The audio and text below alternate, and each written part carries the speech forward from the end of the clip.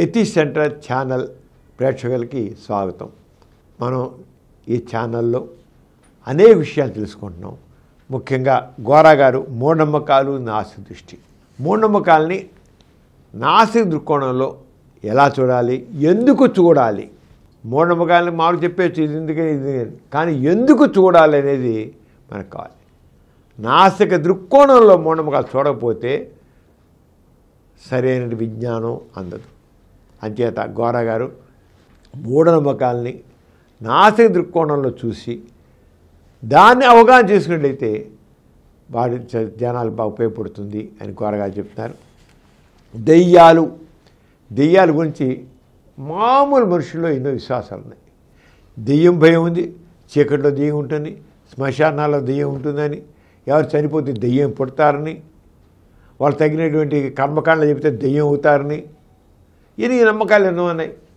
మనిషిలో జీవుడు అనేవి ఉంటాడని, ఆ జీవుడికి సరైనటువంటి తృప్తి కలగకపోతే దెయ్యం అయి మన ఇంట్లో తిరుగుతుందని, మననే బాధ పెడుతుందని, ఇలాంటి నమ్మకాలు ఎన్నో ఉన్నాయి.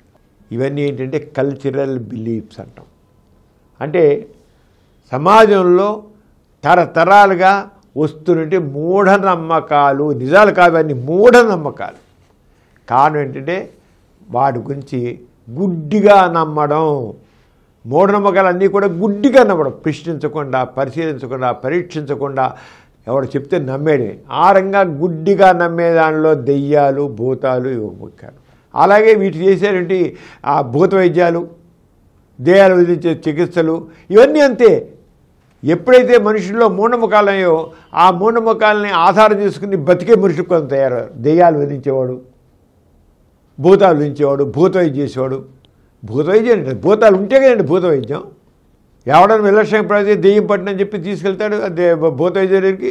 ఆ భూతవాడి పట్టి ధూపదీప నైవేద్యాలు వేసి వాడు పెద్ద ఇంత పొగ వేసేసి జుట్టుపడి పీకుతూ చస్తా ఉంటా పోతావని నా మెడకం గొడుక్కర పెట్టి గుంజుతూ నాన హింస పెడుతూ అలసిపోయి పడిపోయే సమస్యలు పడిపోయాక వాడిని హింసించి ఈ చుట్టూ అబ్బా దెయ్యం వదిలిపోయింది అనుకుంటుంటారు.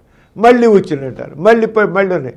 మూల కారణం అక్కడ మానసిక రోగమైనా ఉంటుంది, లేదా సామాజిక సమస్యలేనా ఉంటాయి. దెయ్యం అనేది లేదు. సాధారణ దెయ్యాలను ఎవరు చూస్తాం? బాగా డబ్బున్న వాళ్ళలో దెయ్యాలు చూడం, చదువుకున్న వాళ్ళలో దెయ్యాలు చూడం.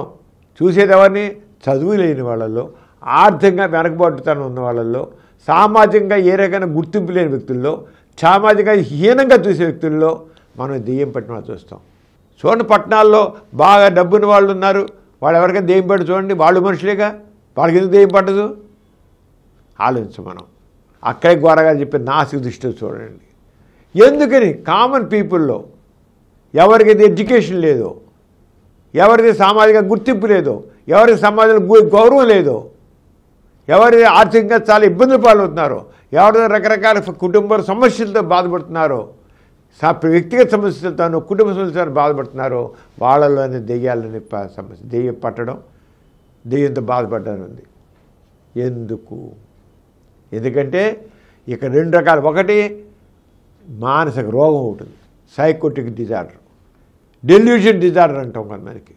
అలాగే పారనాయిడ్, ఇలాంటి వాటిలో కొన్ని ఉంటాయి. షిజోఫ్రీనియా దాంట్లో కూడా విలక్షణంగా ప్రవర్తిస్తారు. ఎవరి దెయ్యాలు? అవన్నీ మానసిక వ్యాధులు. కానీ ఎక్కువ మందికి షిజోఫ్రీనియా అని కాదు, మానసిక వ్యాధులు కాదు, ఎక్కువ మందికి సామాజిక సమస్యలు, కుటుంబ సమస్యలు, మానసికంగా వాళ్ళు చాలా విలక్షణంగా తయారవుతారు. దానివల్ల దెయ్యం పట్టిన వేస్తారు. కొంతమంది చాలా నిర్లక్ష్య కుటుంబ, చిన్నప్పుడే భర్త చనిపోతాడు, లేదా ఇంట్లో ఎవరు చూడరు, ఎవరు గౌరవంగా ఉండరు, అందరూ పనికిరాదు, శుభకార్యాలు పనికిరాదు అని నిర్లక్ష్యం చూస్తుంటారు. నిర్లక్ష్యం చూస్తుంటే ఒక ఎక్కువ మంది దెయ్యాలు ఎవరు పడితే మొగాళ్ళ కదని పెట్టేది ఆడవాళ్ళు పుడుతుంది. పట్టడం నాన్సెన్స్. ఆ దెయ్యాలు పట్టినట్టు వ్యవహరించడం అనేది మొగాళ్ళు నలుగురు తిరుగుతుంటారు. వాళ్ళకైనా మానసిక బాధ ఉన్నా నలుగురు తిరిగేటికల్లా వాళ్ళు కాస్త మనశ్శాంతి దొరుకుతుంది. కానీ వీళ్ళింట్లో ఉండి అనుక్షణం వాళ్ళు ఏదో రకంగా వేధింపులకి వాడు గురవుతుంటే వాళ్ళకి ఏంటంటే ఒకటే పరిష్కారం, దెయ్యం పట్టిన అనడం, లేదా దేవత ఆహ్వానించడం అనడం. వాటికి దెయ్యం పట్టిన మనసులో ఒక కోపం, వాళ్ళ కోపాన్ని ఏం చేస్తారంటే వాళ్ళు దెయ్యం పట్టినట్లు వచ్చేసి మీద గిరక్కడం, తిట్టడం, వెని చేస్తారు.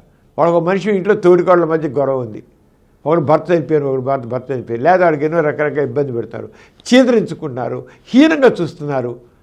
ఆమె చివరికి దెయ్యం పట్టాడు గురించి ఆ తోటికోడలను అత్తగారిను ఇంకోళ్ళని దెయ్యం పట్టు తన యొక్క ప్రతీకారాన్ని అరిచి మీద గిల్లి కొరికి నానా హంగామా చేస్తుంది. తన కక్ష తీసుకుని దెయ్యం పట్టిందండి.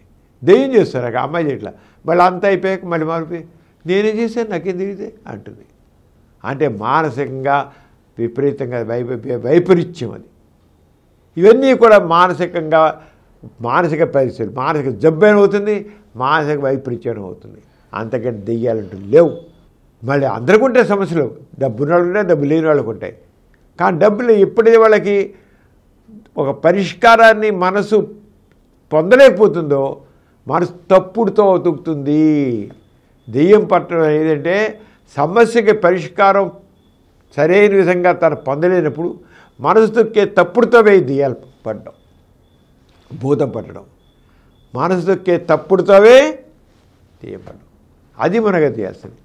అంచేత గోరగారు ఏది సరే ఎందుకు ఏమిటి అంతేగాని ఏం లేదు, ఒకటే ఒక దెయ్యం అంటే దెయ్యాల్లో భూతాల్లో ఏం లేవు, ఇది కేవలం నటన లేకపోతే మానసిక రోగం అని చెప్పేసి తేలిక తీసే. కానీ గోరగారు ఎంతగా నాస్తిక దృక్కోణంలో ఈ మూఢనమ్మకాల పరిశీలించాలని చెప్పి. ఎందుకంటే ఇప్పుడు నేను చెప్పుడు వచ్చాను వ్యక్తిగత సమస్యలు, సామాజిక సమస్యలు, ఆర్థిక సమస్యలు, నిర్లక్ష్యం, నిరాదరణ, ఇవన్నీ కూడా ఆరంగా విలక్షణంగా ప్రవర్తించడానికి కారణాలు.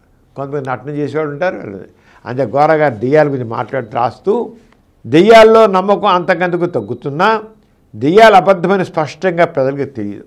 ఆ మరణం అంటే శరీరంలోంచి జీవుడు బయటపోవడమేనని, ఆ జీవుడు దెయ్యాలు అవుతాయని ఇంకా నమ్మకం ప్రబలంగా ఉంది. బాలికలు చనిపోతే వారు పేరెంటాళ్ళు అయ్యి బంధువులపై ఆవహిస్తారని నమ్మి పేరెంటాలను కొలుస్తారు కూడా. జీవుడు ఉన్నదనుకోవడమే దెయ్యాల్లో నమ్మకానికి ఆధారం. చావుకి దెయ్యానికి సంబంధం ఉంది కనుక దెయ్యాలు శ్మశానాల్లో ఉంటాయనుకుంటా. జీవుడు అనేది అబద్ధమని స్పష్టంగా తెలిస్తేనే తప్ప దెయ్యాల్లో నమ్మకం పూర్తిగా పోదు. జీవుడు అంటే ఆత్మది. అందుచేత అసలు జీవుడు ఉందా లేదా అని పరిశీలిద్దాం. జీవుడు ఉందన్న నమ్మకం అన్ని మతాల్లో ప్రజల్లోనూ చాలా కాలం బట్టి వ్యాపించడం నిజం. చిన్నప్పుడు అలవాటైన నమ్మకాలను వదలలేక పెద్ద పెద్ద విజ్ఞానవేత్తలు కూడా జీవుడిని ఏదో విధంగా సమర్థిస్తారు. చాలా కాలం చదువుకున్నాడు కూడా ఒక ఆత్మ ఉంది అని నమ్మేస్తారు. అంతే, దానికి అసలు ఆలోచించరు. మనం ఈ ఆస్తికత్వంలో వచ్చిందంటే ఏదైనా ఆత్మ పరమాత్మ మహత్యాలు అని వచ్చేటికల్లా మనిషి తన మేధస్సుని మోక్షానికి తాకట్టు పెట్టేస్తాడు. వాడు ఎంత చదువుకున్నాడైనా సరే, ఎంత పెద్ద ఉద్యోగస్తుడైనా సరే. ఆత్మ ఏంటి, పరమాత్మ ఏంటి, అసలు స్వర్గం ఏంటి, నరకం ఏంటి, దెయ్యం ఏంటి, ఈ భూతం ఏంటి అనేది అసలు ఆలోచించడు. ఎందుకని? మతంలో విశ్వాసం, అర్థం లేని ఆస్తిక నమ్మకాల్లో విశ్వాసం. ఆస్తికత్వం మనిషిని ఆలోచింపనివ్వదు. నిజంగా ఆలోచిస్తేవాడు ఆస్తికుడా ఉండలేడు. ఆలోచిస్తే ఆస్తికుగా ఉండలేడు.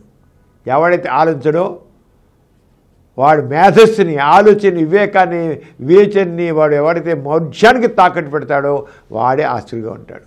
కానీ నిజానికి జీవుడు అనేది అబద్ధం. ప్రపంచాన్ని అర్థం చేసుకోవడానికి దైవం అనే భావాన్ని మానవుడు కల్పించుకున్నట్లే కళలను అర్థం చేసుకోవడానికి జీవుడు అనే భావాన్ని కల్పించుకున్నాడు. పరుండినప్పుడు తన దేహంలో నుంచి ఒక భాగం బయటకు పోయి కొత్త కొత్త ప్రాంతాలు చూచిందని, ఆ తిరిగి రావడం నిర్ధరించి మెరుకొని ఇవన్నీ పూర్వం అనుకున్నారు. దేహంలోంచి వెలుపలిపోయి తిరిగి వచ్చిందనుకున్న భాగాన్ని జీవుడు అన్నాడు. శరీరం నిద్రపోయిన సమయంలో జీవుడు పొందిన కొత్త కొత్త అనుభవాలే కళ్ళు అనుకున్నాడు. శరీరంలోకి జీవుడు తిరిగి రాకపోవడం మరణం అనుకున్నాడు. శరీరం విడిచిపోగల జీవుడు ఉన్నదనుకోవటం వలన దెయ్యాల్లో నమ్మకమే కాక పూర్వధర్మ కర్మ సిద్ధాంతము, స్వర్గం నమ్మకము, తద్దినములు, అపరక్రియలు మొదలైన ఆచారాలు ఏర్పడ్డాయి. కానీ జీవుడు అనేది లేనే లేదు. ఏది కూడా నిర్ధారణకు నిలవదంతా కూడా ఊహాగానమే. గుర్తుంచుకోండి, నిర్ధారణకు నిలవది ఏదైనా సరే ఊహాగానమే. ఏ సరే నిర్ధారణ నిలిస్తేనే సత్యం, దగ్గరంతా కేవలం కల్పన. జీవుడు లేకపోతే కళ్ళ అర్థం ఏమిటి అని అడుగుతారు. జీవుడు లేదా కళ్ళకు అర్థం ఏంటి? నిద్ర పట్టని సమయంలో ఒక విధానం లేకుండా కలగా పొలగంగా వ్యవహరించే ఆలోచనలే కళ్ళు. ఒక వింత కూర్పు ఉండవచ్చే కానీ కళలోని ప్రతి విషయము పరిశీలించగా అవన్నీ కలగన్న వారి అనుభవంలో కానీ ఆలోచన కానీ ఉన్నవని చేస్తున్నాను. గాఢ నిద్ర పట్టినప్పుడు ఆలోచనలు ఆగిపోను, వాటిలో కళలు కూడా ఆగిపోను. కళలు యథార్థం తెలుసుకుంటే జీవుడు లేదని తేలిపోతుంది. కళలు రావడం అనేది RM sleep, deep sleep, light sleep. లైట్గా స్లీప్ ఉన్నప్పుడే కళ్ళు వస్తాయి, డీప్ స్లీప్లో కళలు రావు. అది గుర్తుంచుకోండి. అంచేత మన కళత నిద్రగా ఉన్నా సగం నిద్రపోతున్నప్పుడే కళ్ళు వస్తాయి. డీప్ స్లీప్ కళలు రావు. నిద్ర పట్టిన సమయంలో ఒక విధానం లేకుండా కలగాపులంగా వివరించే ఆలోచనలే కళలు. ఒక వింత కూర్పు ఉండవచ్చే కానీ కళల్లోని ప్రతి విషయమును పరిశీలించగా అవన్నీ కలగన్న వారి అనుభవంలో కానీ ఆలోచన కానీ ఉన్నవనే స్పష్టపడు. గాఢ నిద్ర పట్టినప్పుడు ఆలోచన అయిపోను, వాటిలో కళలు కూడా అయిపోను. కళ యథార్థం తెలుసుకుంటే జీవుడు లేదని తెలిసి అర్థం కదా. ఇట్లే మరణం అనేది కూడా అర్థం చేసుకుని వచ్చును. మరణం అనగా శరీరతత్వంలోని మార్పు. పసిపిల్లవాడు ఎదుగుతున్న కొద్దీ కొన్ని మార్పులు శరీరంలో వస్తూ ఉంటాయి. ఈ మార్పుల పరంపర వలన అంతకంతకు యవ్వనము, ముసలితనము, మరణము వచ్చును. మరణ దశ తర్వాత కూడా ఈ మార్పులు ముందుకు సాగిపోతూ శరీరం కొయ్యబాటము, కుళ్ళిపోవడము, శిథిలమైపోవడము జరుగుతుంది. ఇవన్నీ ప్రత్యక్ష నిర్ణయాలు. అంటే శరీరం నిత్యం మారుతూనే ఉంటుంది.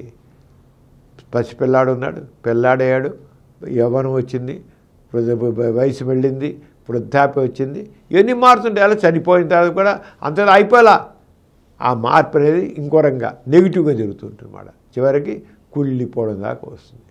అక్కడ మారింది కదా. మనిషి చనిపోయిన తర్వాత ఇంకా మార్పు అయిపోలేదు. తర్వాత ఇది చివరికి శిథిలమైపోవడం దాకా వచ్చింది. విషయ జ్ఞానం లేక భయపడు అజ్ఞానావస్థలో మన పూర్వీకులు జీవుడని దాన్ని కల్పించుకుని కళలను మరణమును తప్పుడు విధంగా అర్థం చేసుకున్నారు. వారు ఏమన్నారు? విషయజ్ఞానం లేక ఏది చూసినా భయపడు అజ్ఞానావస్థలో మన పూర్వీకులు జీవుడని దాన్ని కల్పించుకుని కళలను మరణమును తప్పుడు విధంగా అర్థం చేసుకున్నారు. ఇప్పుడు కూడా ఆ తప్పుడు అర్థమనే అనుసరించినచో అది అభివృద్ధికి ఆటంకమగును. వృద్ధాప్యం, మరణం కూడా శరీరంలో మార్పుల వల్ల కలుగుతుందని గ్రహించిన వాడు ఆ మార్పులను మనము సూక్ష్మంగా అర్థం చేసుకుని వాటిని వైద్య విధానం ద్వారా అదుపు ఆజ్ఞల్లో ఉంచుకునేలా ముసలితనము, చావు లేకుండా చేసుకొనగలము. కరెక్టే. మన శరీరంలో వచ్చే మార్పులని మనకంతా శరీరంలో జీన్స్ ఉన్నాయి. జెనెటిక్ ఇంజనీరింగ్ బాగా డెవలప్ అయినట్లయితే మన జీన్స్లో డెత్ జీన్ అనేది ఉంటుంది. క్రోమోజోమ్స్లో డెత్ జీన్ అనేది కొంత వయసు వచ్చాక ప్రాణం పోవడానికి అది కారణం అవుతుంది. ఈ డెత్ జీన్ని మనం ముందే దాన్ని లేకుండా చేసే మనిషికి మృత్యు రాదు.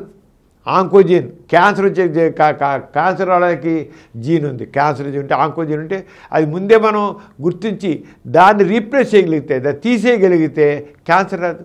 అలాగే డెత్ జీన్ అంటాం, ఆ డెత్ జీన్ తీసేయగలిగితే మృత్యు రాదు.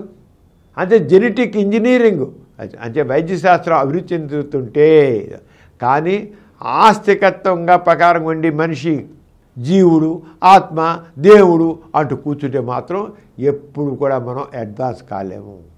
జీవుడు కలదను పూర్వపు కాలం నమ్మకం ఇంకనూ వైజ్ఞానికులు పీడించేత మరణం యొక్క యథార్థం వారు గ్రహించలేకున్నారు. మరి యుద్ధమును కోరు రాజకీయవేత్తలకు వైజ్ఞానికు లోబడి మారణ యంత్రములు తయారు చేస్తున్నారే కానీ మరణమును అరికట్టుకు ఆలోచించట్లేదు. నాశరూపదం ప్రబలలాడే ఒకవైపు యుద్ధములను, రెండో వైపు మరణమును కూడా నిస్సందేహంగా ఆపగలుగుతాము. అంచేత ఎప్పుడైతే ఆసక్తిపరులు ఉన్నారో మరణం అనేది మనం ఆపగలము అనుకుంటారో అప్పుడు ఒక మరణం చేస్తారు. యుద్ధాలు ఆపుతారు. యుద్ధాలు బృహత్తులైతే సైంటిస్టులు ఏం చేస్తారు? వాళ్ళు మామూలుగానే ఉన్నారు కనుక వాళ్ళు ఏ రాజకీయ నాయకులు ఇట్లా యుద్ధం అనుభవాలు తయారు చేస్తున్నారు. మానవం సృష్టిస్తున్నారు. కానీ మానవత్వంతో సైంటిస్టులు ఉంటే మానవహోమం జరగదు. జీవుడేళ్ళన్నప్పుడు దెయ్యములు కూడా అబద్ధమే అని తేలిపోవచ్చున్నది. దెయ్యముల గురించి కొంతమంది కలుగుతున్న అనుభవం భయంతో కూడిన భ్రాంతులుగా రుజువుపరచవచ్చు. దెయ్యములపేట జరుగు చికిత్స చేతబడి పూర్తిగా తంత్రములు నేను ఈ భూత వైద్యం అంతా కూడా ఒకటి తంత్రాలే. మానసిక తీవ్రత, బలహీనత వల్ల కలిగిన హిస్టీరియా వ్యాధిని దెయ్యము ఆవహించినది. అందరూ మానసిక చికిత్స వల్ల ఈ హిస్టీరియాను కుదర్చవచ్చు. దేవతలు, పేరెంటాళ్ళు, పూనకములు కూడా హిస్టీరియా వ్యాధులే. వీటిలో అప్పుడప్పుడు కొంత నటన, కొంత మోసం కూడా ఉండును.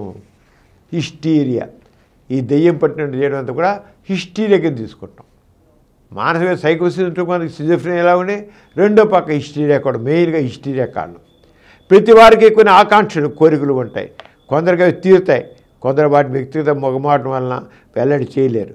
అట్టి సమయాల్లో అలా దాచి ఉంచబడిన భావం యొక్క తీవ్రత తగ్గిపోతే సరే లేక దాని తీవ్రత హెచ్చైతే బుద్ధి యొక్క స్వాధీనం తప్పించుకొని అతి ప్రేరుడిగాను మైమర్పుగాను అకస్మాత్తుగా అప్పుడు బయటపడును.